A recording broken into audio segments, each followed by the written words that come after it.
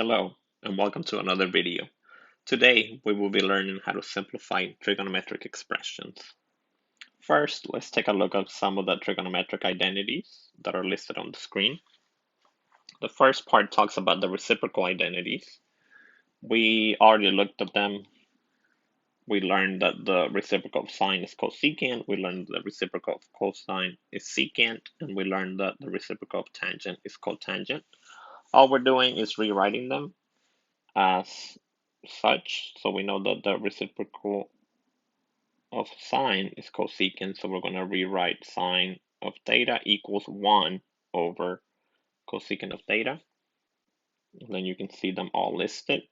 These are going to be the ones that we're going to be using the most, going from cosecant to sine, secant to cosine, and cotangent to tangent. All we have to do is put a 1 on top of it. The second part are going to be your Pythagorean identities that come from the Pythagorean theorem. So if you remember back from your unit circle, your hypotenuse is always 1 unit. The distance, horizontal distance is always cosine, and then the vertical distance is always sine. So we do always have a right triangle. So a squared plus b squared equals c squared. So that's where this cosine squared plus sine squared equals to 1 comes from. Then you can manipulate this equation to get two more. So let's say we start with the original equation, sine squared theta plus cosine squared theta equals to 1. We can subtract sine squared theta from both sides. And then we're left with cosine squared theta on the left equals 1 minus sine squared theta on the right. We can repeat the same steps, but this time we can subtract cosine squared theta from both sides. On the left, we'll have sine squared theta equals 1 minus cosine squared theta. You can repeat the same thing for these two equations, giving you a total of 9 Pythagorean identities. Then we have the sum and difference identities, so when you're adding two angles. And then we have the double angle identities, so like sine of 2 theta, cosine of 2 theta, etc. Keep them in mind because they will be helpful. There's one more that is not listed, but we do know that the tangent of theta is going to be equal to your opposite side divided by your adjacent side. So going back to our unit circle, our opposite side is going to be sine and our adjacent side is going to be cosine. So that's where this identity comes from. So the tangent of theta is always going to be equal to sine of theta over cosine theta. And then if we do the reciprocal of tangent, it's going to be cotangent. And then we just have to do the reciprocal. So sine will go on the bottom and then cosine would go on top. When we are simplifying trigonometric expressions, it's more like a trial and error process. I am going to give you some strategies that will help you. And then sometimes you have to make strategy. Sometimes you try a strategy, it doesn't work, and then you have to go back and try something else until you get something that works. There is times that you can use different strategies and still get to the answer. So keep that in mind. So that just because you see somebody with different steps doesn't necessarily mean that they did it wrong. As long as they follow all the rules, you should come to the same exact answer. So the first strategy is to rewrite everything in terms of sine and cosine. So this is our first problem, tangent x over secant x. So we know we can rewrite tangent as sine x over cosine x. And then we know we can rewrite secant as 1 over cosine, because our reciprocal of secant is cosine. After we get here, we're going to use the fraction rules. So we're dividing a fraction by a fraction, so we're going to leave the numerator the same, sine over cosine. And then instead of dividing, we're going to multiply by its reciprocal. After we get to this step, we notice that these two will divide each other out, leaving me just sine of x. So in this problem, this expression is equal to this expression. Again, we just simplified it. Let's try another example using the same strategy. Remember, the strategy is to rewrite everything in terms of sine and cosine. For the first part, we don't have to change sine because it's already in terms of sine. But we do need to rewrite cotangent. If we go back to our previous slide, we know that cotangent is equal to cosine divided by sine. Again, cosine divided by sine. I'm going to put it over 1 just so you can see the two fractions. And then these two will divide out, leaving you just cosine of x as your answer. So these two things are equivalent or equal to each other. The second strategy is to factor. So trig functions, you can think of them as variables. You can factor them, you can multiply them, you can divide them, you can do all those things. So that's basically what we're going to do.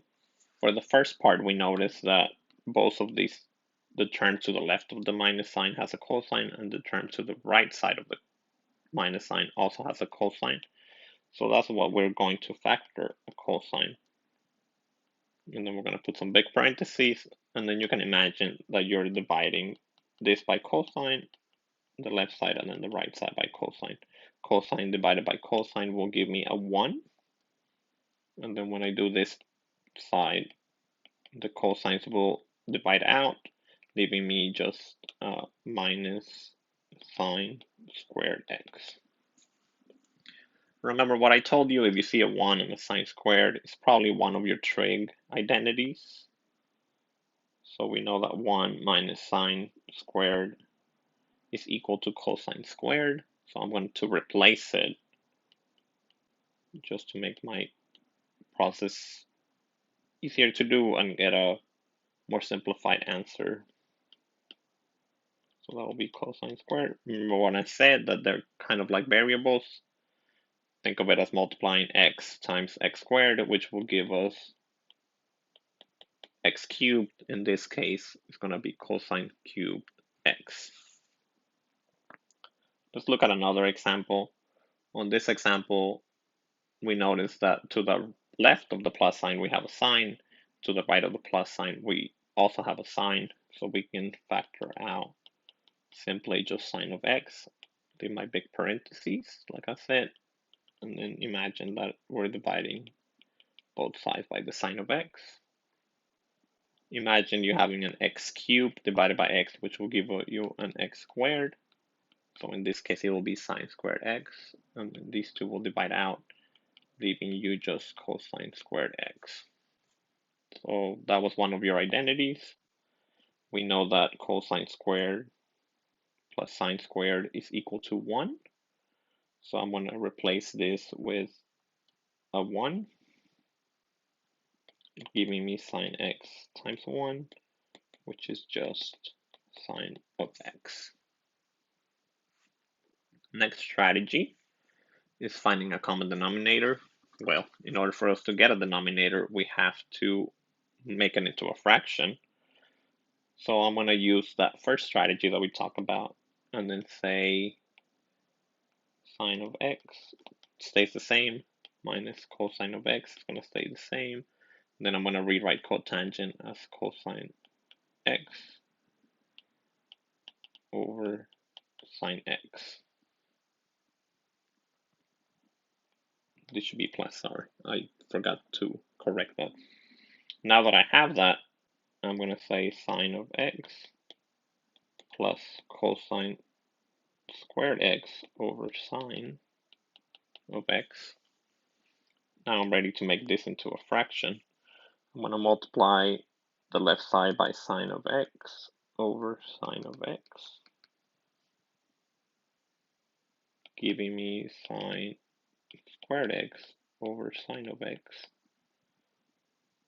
plus cosine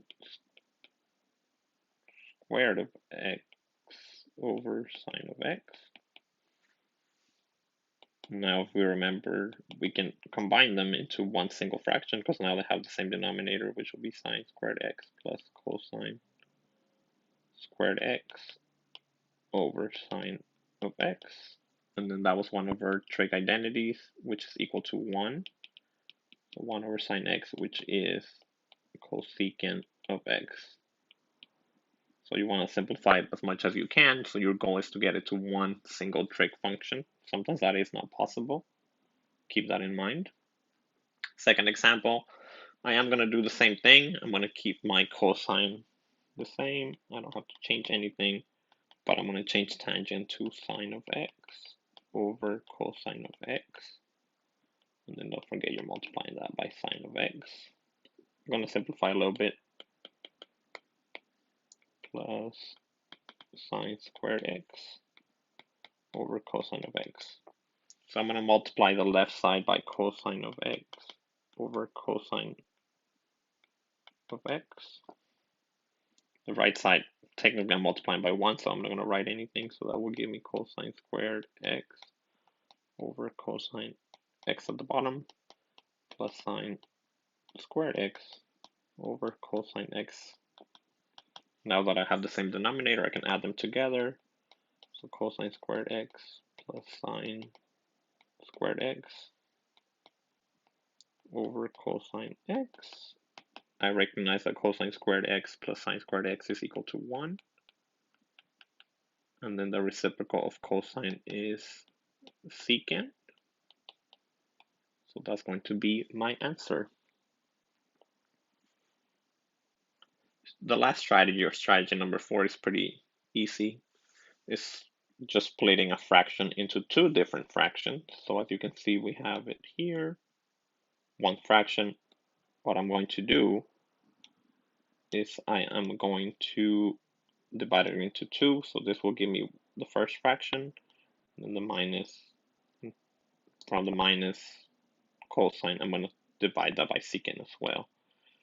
So I'm going to say secant x divided by secant x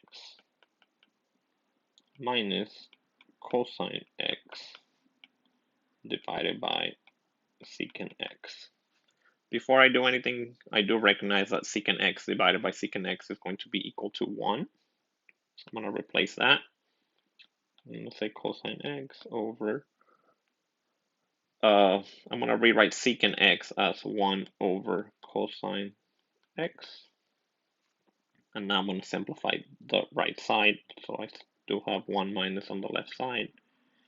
I have a fraction. So remember, I'm going to leave the numerator the same. And then I'm going to multiply by the reciprocal. The reciprocal of 1 over cosine is going to be cosine over 1. So it's going to be 1 minus cosine squared x over 1, which is just cosine squared x. And then I'm going to remember that that's going to be one of my trig identities. So 1 minus cosine squared is going to be sine squared x. So now I know that those two expressions are equivalent to each other. Next example, I'm going to do the same thing.